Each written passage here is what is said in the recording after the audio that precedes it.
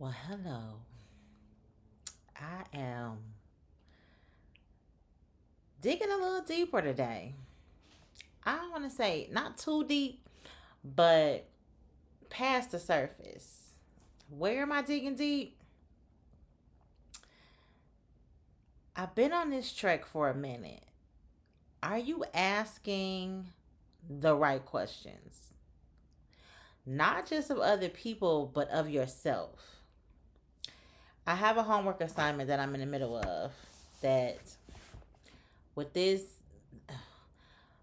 mind on pause, not just menopause, it's mind on pause that menopause causes. My brain is just not letting me get there. But in my studies and my research for what I have to answer for my assignment, when I was in Google Scholar looking for the article I need to use for my assignment, it dawned on me to get the best search result or the best article that I want to use for my assignment is to go a little deeper, ask a better question. And I got to thinking, what does it look like when you ask better questions? Now, we talk about courageous conversations over here on this channel and all my platforms, but also with those courageous conversations to ask better questions. Excuse me, even of yourself. Sometimes, like the surface level questions, what do I want? Um, who do I want to be? That's another question under what do I want? But then there's a deeper question like, how do you want to feel as you become that person? What, like, I got a Facebook post I seen today that asked, what would you do? Like, what are you waiting on to live, and what would you do if you weren't afraid? And my answer was to have an answer to this question. And it got me to thinking, just like my homework assignment, because I started asking myself questions. I've been asking myself questions all day, but asking a better question. Like, what do you want? Okay, you could say a phone, you could say money, a car, a house, a mate. You could say an education, you could say a degree, you could say a promotion. But what's the underlying thing of that desire? What is the intent behind that desire? And when you start unraveling or peeling back the layers of your answer and or the question, what will you find? And even deeper is not only what will you find, but what will you discover about you that you didn't realize was even there, that now you're giving yourself permission to even have, do, or be, or say. Asking better questions. Our lives are shaped by the quality of our questions.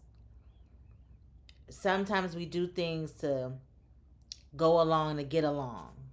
And the age old question that has been repeated and repeated and repeated, the first person I heard say it was Oprah Winfrey. And I have been repeating it ever since is, do you want to be right or do you want to have peace? And even in that question, what does that feel like to you?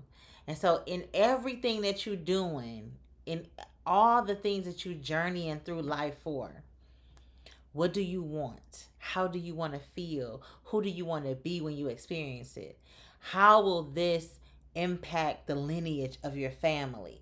How will this impact those around you? How will it change your environment? Like, we make decisions day to day, just going through the motions and in the norm. But when you start really getting intentional about the moment, about the people you're spending your time with, about the people you're talking to, about the way you interact with people, the way you spend your money, like the whole thing with what used to be one of my favorite stores, Target. Um, when you start thinking about decisions like that, how we vote, who we vote for, and why, when you start thinking about what church you attend and why, what person you marry or get in a relationship with, cute and funny is nice, having money is great and a job and all that, but who is this person at their core and their character?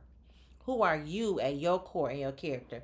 When we make our list and check all the boxes, they got to be this tall, this complexion, have this type of education, live in this type of neighborhood, or have these type of ambitions, or on their way somewhere.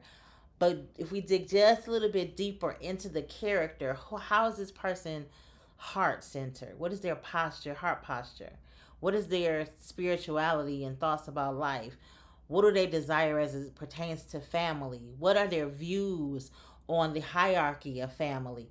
Like, what questions that, yes, you might not ask on the very first date, but when you're creating the life you really want, I know these people call these deep questions, but you should go a little bit deeper. We are so superficial when it comes to living sometimes that we're too far in the game once we start finding out the things we should have asked before we made the particular agreements and attachments that we've made. And I think that people think that, oh, you doing too much, oh, you too deep, oh, you love bombing me, all this stuff that does, and to a degree, doesn't make sense to me. I just, some of it I don't understand. Like, if you don't want a person to be attentive to your needs, you don't want a person to care about your well-being beyond, did you eat today? Like, it's cute in the moment when they ask you, you send you that text, you hungry, baby? Yeah, but is this somebody, if you spent more than 120 days with them, and you say you're in love, or you 6 months in, and you don't know if this person will be there for you if you have a physical change, or if you have death in the family, or like are these concrete things you want to find out in the moment? And I'm not saying you can predict everything, or you can ask all the questions that life will bring you in a moment's notice. But when we start choosing things for our lives, where I'm going to work, where I'm going to live, not just about mates, but I had one of my kids recently considering where they were going to live as it pertains to where their job was. And I told them, your job won't be your whole life. So make sure whatever city or state you move into, that it brings you more than offering what your job will do, because you might quit that job, or you might decide to do another career. You may need proximity to your hobbies more than you do to back close to that job. Things that we just don't think about, or that's been the norm because everybody's done it that way, because everybody's felt about it that way. We don't ask any more questions. We just go with the status quo. And I think we just need to ask better questions. We need to get more curious about ourselves. We need to ask ourselves, what really matters most to us? Who do we really want to be? Why do we want to be that? And where is that taking us once we become that person? And when we start to ask better questions, we get better results. If you search in Google or ChatGPT or YouTube or wherever you looking up anything, when you get granular, how they say the algorithm is looking for, I just got some advice here today on YouTube about making the titles different. When you put in particular SEO in a search engine, you get more defined results. And then you refine some more, and you refine some more until you zero in on exactly what you're looking for. It's the same thing we need to do with our lives. Start asking better questions so we can zero in on that thing that we really desire, who we really desire to be, where we really want the trajectory of our lives to go, and why. Are you asking the right questions? I hope that you are. I hope that you are digging deeper. I hope that the surface now looks a little bleak to you. Like, this is not enough. You know, we say we want more. We want to be better. We want to be stronger. We want to grow. We want to evolve. We want our family to be stable, set, and we want to be able to maintain a lifestyle that we enjoy. That goes to the quality of your questions. What are you asking yourself? What are you asking of the people around you? And are you setting a standard when you ask? When you ask yourself a particular question, depending on your response, what will your family see? What will your coworkers see? What will your employees see? What will your parents see? What will your friends see? What will be the fruit or the results of your SEO in your life? And I think if you dig a little deeper, you'll find that some of the things you desire, you don't even really want. It's the thing that thing will bring you. For a long time, I used to think, I want financial, success. And it was like, I want financial peace. But why do I want financial peace? Because I wanted safety. But then when I dug a little bit deeper, my safety isn't found in my finances, it's found in my God. That's what I mean by asking better questions. When you start to dig into, why do I really want that? Why does that make me feel good? Why do I want to work out every day or 3 to 5 times a week? Why do I want to get consistent with that? Why does that matter to me? One, it'll take you from just wanting it or making it a goal or putting it on your list to making it a priority. Discipline is very necessary by all means. But are we exercise particular disciplines? Like, are you like medical doctors are in a particular discipline or specialty or whatever? But you get discipline in a thing because it's a priority to you. Because we all have discipline. We all can restrain ourselves. We all know right from wrong. You disciplined not to go out and do things that you shouldn't do. I hope. Um, but making it a priority, when you say, "Oh, it's not a priority," versus "I don't have time." When you say, "Oh, it's not a priority to me," it stings a little bit more than "I don't have time" or "I'll get to it later," meaning time. But when you say, "Oh, that's not a priority right now," well, is that really true for you? Well, if you're not doing it, then yes. But having to say it out loud or write it down in your planner or on your to-do list, when you say, "I don't have, this is not a priority at this time." And it could be true based on what your goal is. Planning for a, a trip traveling 3 years from now may not be as a greater priority as the deadline you have for August 2025. So you would prioritize tasks throughout your day and week based on those deadlines. Excuse me. But when it's a priority for you, a daily priority or a weekly priority, you're going to make sure you get to it. It may be a long-term goal, to run a marathon or whatever, but the priority for the day is, okay, I need to get a mile run in today to reach that goal of running a marathon. Is running that marathon a priority to you? Then this mile run should be a priority in the current present phase that you're in. And that's what you have to decide. Why do I want that? Why does this matter to me? Ask more questions of yourself. Get curious about your life. Get curious about yourself. Show up for you in a way that you want other people to show up for you. We talk about self-love. This is the month of love. We talk about others loving us or wanting them to support us or be there for us.